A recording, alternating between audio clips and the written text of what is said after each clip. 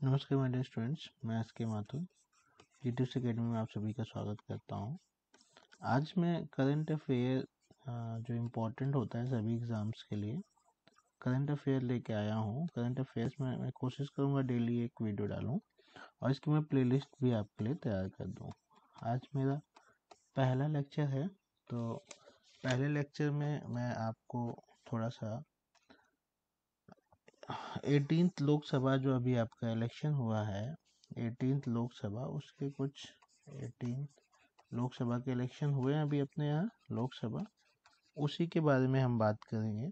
National affairs में ये आपका आता है।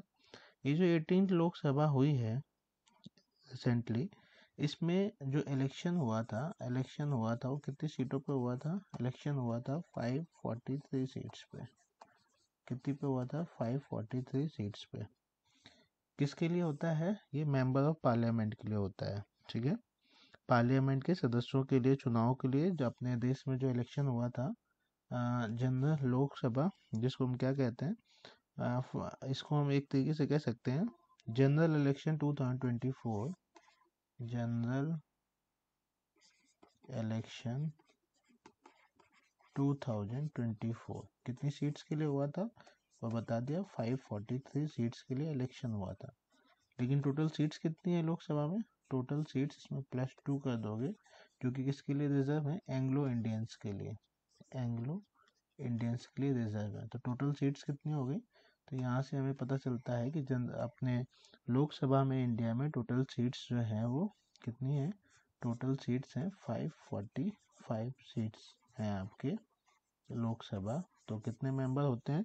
मेंबर ऑफ पार्लियामेंट कितने होते हैं? यहाँ से पता चल गया हमें 545। ये जो इलेक्शन हुआ था 2024 के कितने फेज में हुआ था? 7 फेज में इलेक्शन हुआ था।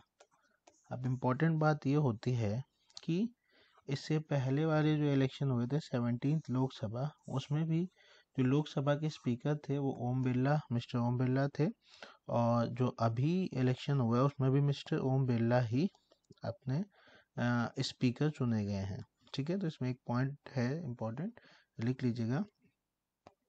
The 18th Lok Sabha elected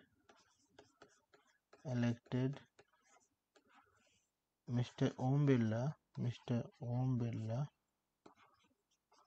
as the new speaker, ठीक है। दूसरा पॉइंट, इनका कौन सा टेन्योर? इससे पहले भी यही थे, इनका जो है वो सेकेंड टेन्योर है। It is the second term of Om Birla. It is the second term of Om Birla has the Speaker of Lok Sabha, Speaker of Lok Sabha। इससे पहले कौन चुने गए थे? इससे पहले ये लिख लीजिएगा, इम्पोर्टेंट है, क्वेश्चन पूछा जा सकता है ये आपके एग्जाम में।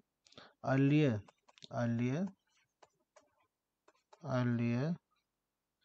Bhartrihari Mehtab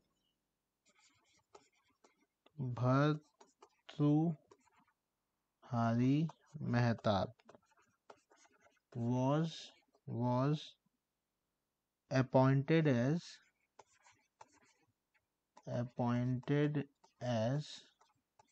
pro term speaker जब स्पीकर के चुनाव होने से पहले pro term speaker of 18th Lok Sabha. एक तरीके से बोल सकते हैं टेम्पररी स्पीकर जो चुने गए थे, प्रोटम स्पीकर कहते हैं उसको। क्या कहते हैं? Pro tem speaker. क्या नाम था? भर्तृहारी मेहताब लोकसभा के आपके प्रोटम स्पीकर चुने गए थे। ही इज भर्तृहारी मेहताब जी जो हैं, भर्तृहारी मेहताब कहाँ के हैं? Member of he is the member of parliament. ये आपके लोकसभा के ही सदस्य हैं। फ्रॉम कटक लोकसभा कंस्टिट्यूएंसी से हैं ये, ठीक है।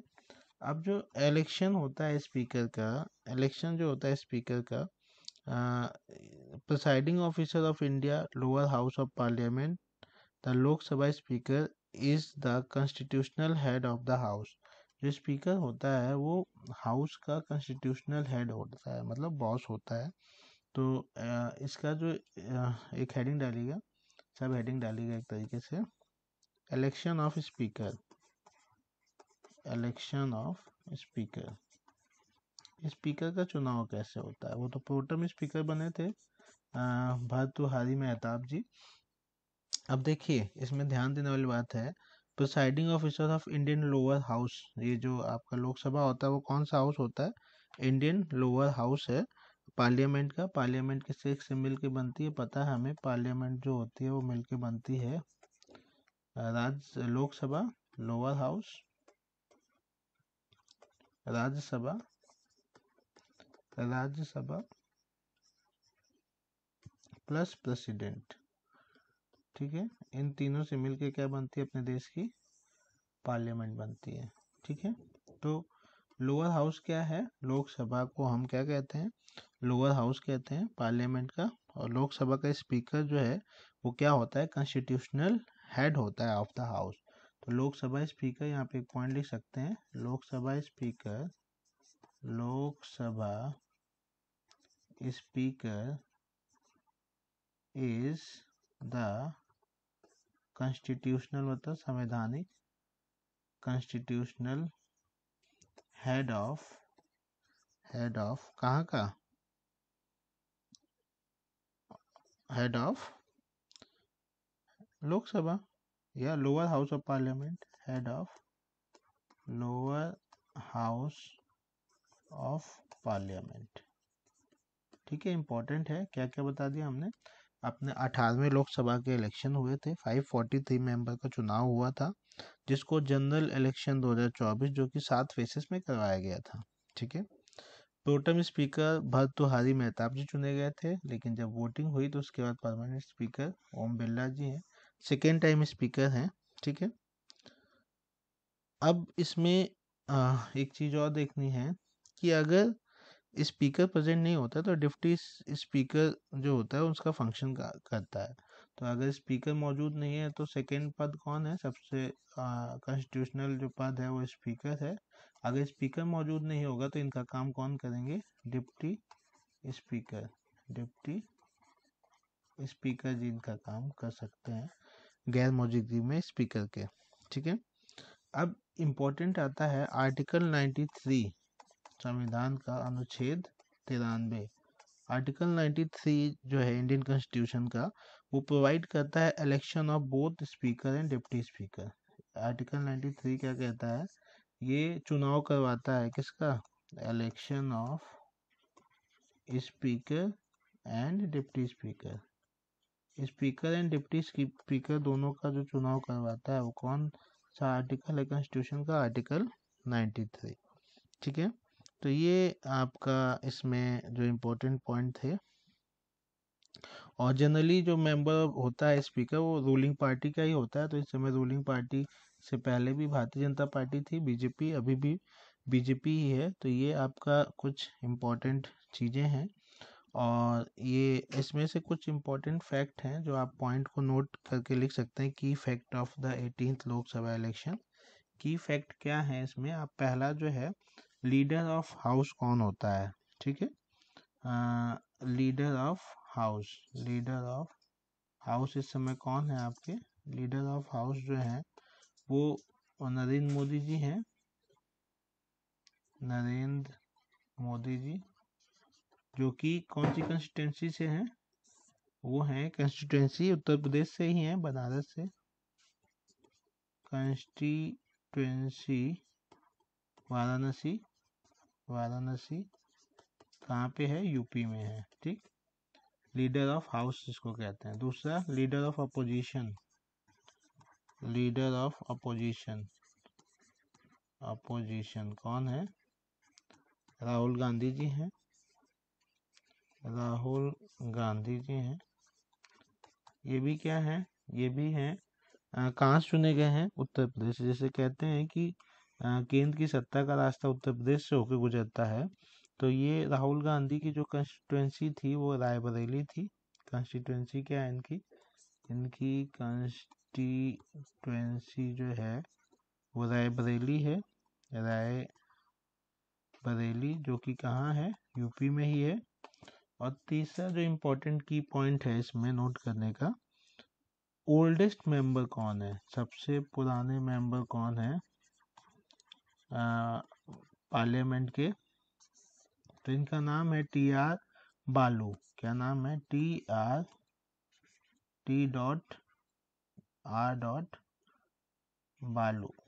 बालू। इनकी कंस्टिट्यूंसी नाम से समझ में आ रहा है ये नॉर्थ के नहीं है। TR बालू जो है साउथ के हैं। साउथ में कहाँ के हैं? इनकी जो कंस्टिट्यूंसी है जो TR बालू जी की, वो है आपके श्री पेरुम्बुदूर तमिलनाडु। श्री पेरुम्बुदूर कहाँ के हैं? तमिलनाडु। ओल्डेस्ट मेंबर जो है पार्लियामेंट के वो ये हैं। जब ओल्डेस्ट की बात हुई है तो यंगेस्ट की भी बात होगी। तो लास्ट पॉइंट जो है वो है यंगेस्ट मेंबर। यंगेस्ट मेंबर जो हैं वो कौन है? फिर से उत्तर प्रदेश से ही आते हैं। पुष्पेंद्र सरोज जी। पुष्पेंद्र सरोज जी हैं, जो कि कहाँ से हैं? उत्तर प्रदेश से। इनकी कंस्टिट्यूंसी जो है कौशाम्बी है। उत्तर प्रदेश, कौशाम्बी यूपी में पड़ता है। तो इनकी कंस्टिट्यूंसी जो है कौशाम्बी उत्तर प्रदेश है।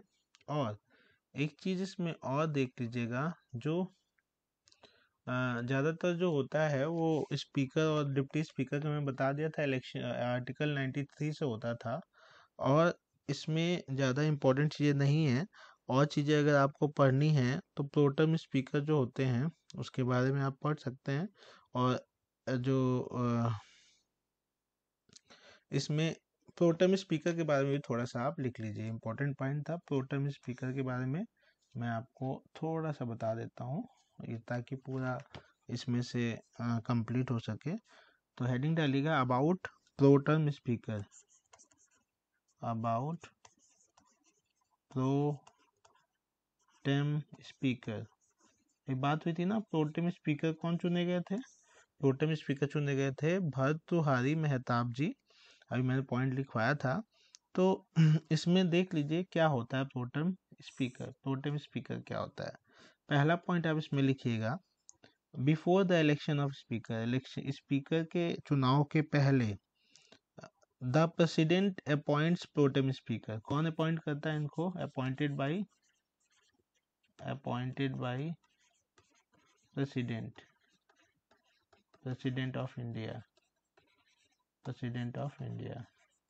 ज़्यादातर माइडिया आप देखेंगे प्रेसिडेंट भी किसका होता है? रूलिंग पार्टी का ही होता है। ठीक है। प्रोटेम स्पीकर का चुनाव कौन करता है? राष्ट्रपति। इस समय कौन है? Mrs Draupadi Murmu ji. He is chosen to administer some important duties. इनको कुछ इम्पोर्टेंट ड्यूटीज दी जाती है। Pro tem essentially means for the time being of और टेम्पररी। प्रोटेम मीन्स होता है फॉर टाइम बीइंग और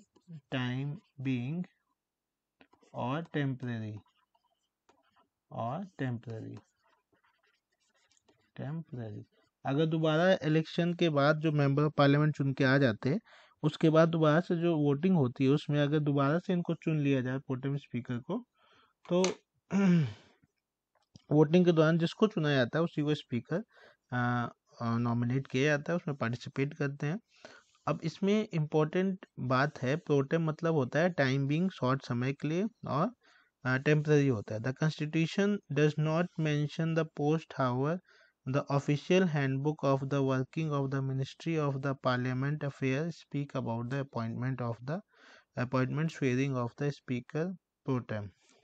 कॉन्स्टिट्यूशन की बात नहीं करता है, लेकिन जो कॉन्स्टिट्यूशन की जो हैंडबुक है of the working ministry of the parliament affair, उसमें appointment and swearing of the speaker pro tem की बात की गई। ठीक है। इंपॉर्टेंट पॉइंट आप नोट कर सकते हैं कि आपका जो कॉन्स्टिट्यूशन है उसमें प्रोटेम स्पीकर का अपॉइंटमेंट के लिए कोई पॉइंट नहीं दिया है, लेकिन handbook of working of the ministry of parliamentary affair speaks, इसके बारे में बताती है। Appointment and swearing of the speaker of the pro tem, ठीक है। तो ये आपके कॉन्स्टिट्यूशन में मेंशन नहीं है, लेकिन हैंडबुक में मेंशन है।